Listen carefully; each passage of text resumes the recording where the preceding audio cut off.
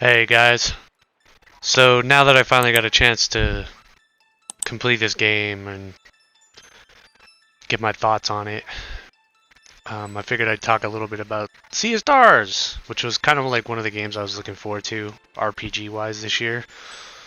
Um, Overall, I found it a very solid RPG. It was I actually really enjoyed the music, um, the the art style. Like as you can see now, like it was gorgeous. The game was game was really gorgeous. It was like one of those. It was like a modernized, 1990s or earlier game. The 8-bit took a lot of inspiration from Super Mario RPG and Chrono Trigger, which made the combat like fun in that regard. I also, yeah.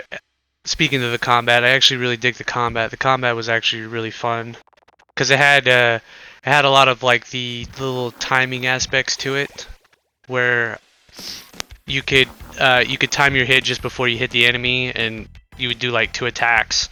It also worked for your skills. I believe the combos did the same thing. It was really nice. Then you had like the team up attacks, and then like your whole party had like their own skills and stuff. Sorry, I was been doing a lot of videos today, so I'm kind of brain is bush trying to think because I'm doing this off the top of my head. So always trying to remember what it was I wanted to talk about the game. But yeah, overall, like there was a lot of good things that I liked about this game. For an indie RPG, it was really, really stellar.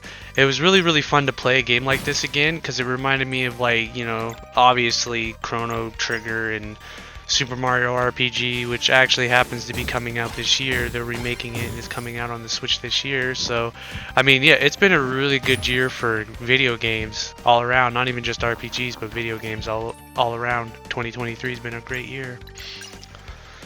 And yeah, this is definitely one. And it came out, I will admit that it came out at a pretty bad time because I have been doing like, Armor Core 6, which I'm doing all my S ranks, and I've been meaning to get to Baldur's Gate 3 to talk about that game. So yeah, this one did come out at a pretty bad time. But yeah, overall it was a very, very, very solid game. I actually really liked it. If I was to give it a score, I'd give it probably like an 8 out of 10. Because there definitely were some things about it that kind of made it hard for me to finish it. Because sometimes I ended up playing the game probably 4 to 5 hours at a time, So, like, for one, I would say that the story was pretty. I'm not gonna say that the story was terrible. The story wasn't like, it wasn't groundbreaking or anything. It was probably like your typical RPG story. So like it wasn't terrible. It was almost like you knew what you were getting into when you got this game. So like yeah, you kind of should have known what to expect really when you got this game. It was a pretty bog standard story. So like it wasn't groundbreaking. It didn't change the way RPG stories were being told and all that stuff. Like it was an alright one, but I definitely wasn't the highlight. I found it was about 13 hours into it that I just was not gripped into the story at all. Like the reason why I was playing was just kind of the aesthetic of the thing. The boss fights were very interesting. I loved how. Oh yeah, I love the like the levels were linear, but they did change up how you interacted with them, like they did little puzzles. Like the puzzles weren't super challenging. They were pretty easy to figure out, but it also made it very interesting to interact with the new areas because they all did something kind of different, so it didn't feel like you were just running down very long corridors. It was almost like, yeah, you kind of like didn't mind going through the world because of all these little puzzles and stuff. But it was also really good to look at, very colorful. I love the modernized style of old pixel graphics, you know what I mean? It's beautiful. It was a gorgeous game. That's probably my favorite thing about this game, is it just looks so good. And yeah, and plus the music for some of the boss fights. There was one of the boss fight themes that just, like, every time I heard it, I was just like, I always found myself nodding my head to it. So I really liked the music to it. Yeah. But anyways, going back to like the story bits, but yeah, I found 13 hours into it. I was not invested in the story, and by then I knew, I was like, well, this is not the reason why I'm playing the game. It's definitely not because of the story. And there was also something else, like the combat also at a certain point kind of did get repetitive, because like early on you do end up kind of learning everything that you were going to learn about the combat. And then as the game goes on, there really isn't much changes. You get some new skills, but overall the battle system kind of pretty much stays the same. Like, I'm not gonna knock it, because the battle system was fun. I did enjoy playing it, but you do have to say that it does get pretty repetitive towards the end, because it doesn't really add too much to it. You learn everything you need to know, like, pretty early on into the game. The only real difference is you get some new party members, and then some new skills, new combos, I guess, if you explored the world. But overall, like, yeah, the combat was probably the main reason why I continued playing the game. Because, like, the story definitely didn't grip me, as I said earlier. Plus, like, the two main characters, as you're seeing on the screen, the two protagonists, Valerie and Zale, definitely were not very deep characters, I guess. They were pretty one note. You know, I noticed most of the time they spent talking about Garl, which was kind of the star of the show, I would say. Garl was definitely the best party member out of all of them, and I'm pretty sure anybody who's played this game would probably agree with that sentiment, hands down. Would say that Garl is definitely the best character, because, like, yeah, as I said, these two kind of spent most of their time talking about how great Garl is and how they miss having him around and stuff. And then, like, when Garl talks, he felt like he was the leader of this party, even though these two were kind of like the main, you know, they're the main protagonists here. But Garl was the one that felt like the real leader of this troop, you know. So, but yeah, definitely the best character, and the main characters, they were alright, but they're pretty one note. And I'd say about some of the other party members, they were okay. They weren't, like, you know, weren't anything to write home about. But Garl was definitely the best character for me, at least. And then there was some of the other side characters was like, there was this one that talked about cliches in RPGs like all the time, definitely breaking the fourth wall. Like, like, some of them had me going, ha, that's kind of funny. And then it was just like, and then other times I'm like, what the hell's going on here? Like, we just had this fourth wall break for no reason, you know? It's just, it was very interesting. And then one of the pirates' name was literally named Cliche. Like, yeah, one of the pirates was just called Cliche, kind of funny in that aspect. So yeah.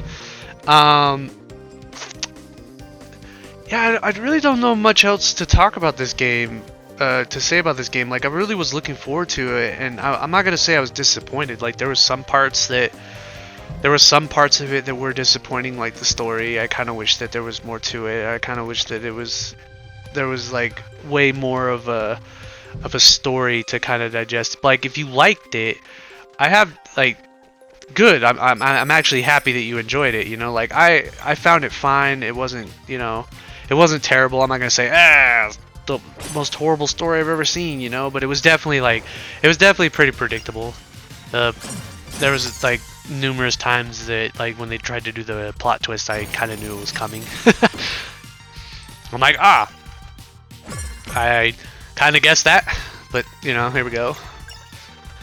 So yeah, overall, like, the story was it was solid, not terrible. The best thing for me was definitely the art style, the graphics, the art style. I loved it. It was amazing. The game was gorgeous to look at. Gorgeous, definitely gorgeous to look at. The combat was pretty cool, even though it did get repetitive. like halfway through it, because like there wasn't too many new things that were added to the combat to change it up. I spent most of the time like doing the same old things every time. You know, I never really, I probably only switched out maybe one party member at a time. I always usually kept Valerie and Zale in my party at all times, and then always just switched out the third, because that was also part of the game as well. Like once you started getting more party members, you were able to like switch them out, kind of like how Final Fantasy X had it, which is something I really wish more RPGs do. So that's something I'm kind of hoping for in FF7 Rebirth, is that when you get more party members, you're able to just switch them out on the fly, like Final Fantasy X. Because that was always one of my favorite things about Final Fantasy X, was just always having your party available to you at one point in time. You just only can have certain, you can only have 3 party members on screen at a time. But it was also like if you needed somebody else to come in, you could always just switch them out. And it was something like in this game, if you needed a different kind of way to break somebody, you would just switch out them and then use them, you know. So that's always that's something I hope more RPGs kind of implement in the future, because I always like to use multiple characters. It's kind of my thing. I like to use multiple different characters, you know. So that's also something that I hope more RPGs do in the future. And I'm actually looking forward to these guys, the developers. I can't remember the name of them off the top of my head, but I'm looking forward to these guys doing more RPGs. I'm looking forward to it, because I believe these guys also did The Messenger too, I think. So these guys are like a relatively new studio, I believe. I don't know if they've done more games than just The Messenger and this, but I am looking forward to more of their games, and hopefully see them grow, you know.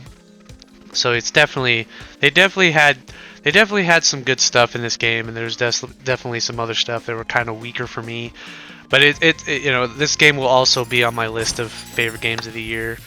It just probably might be on the lower end of the spectrum now that I'm thinking about it, because I'm kind of like, we're starting to get towards the end of the year, so I'm starting to think about what games are going to be like my favorites for the year and whatnot.